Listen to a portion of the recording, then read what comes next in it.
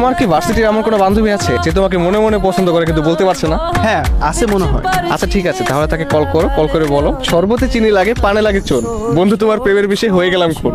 এটা বলার পরে যেভাবে হোক তাকে আই লাভ ইউ টু বলাতে হবে। আচ্ছা ঠিক আছে দেখতেছি। হ্যালো জান্নাত।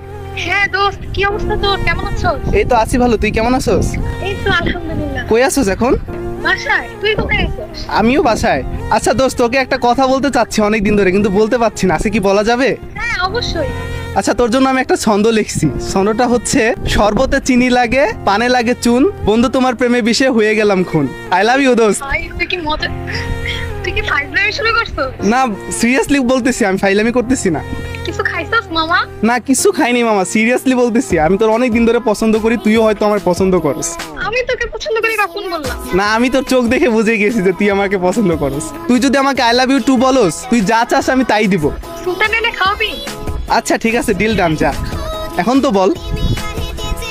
ওকে, লাভ ইউ টু। বান্ধবী রাজি হয়েছে।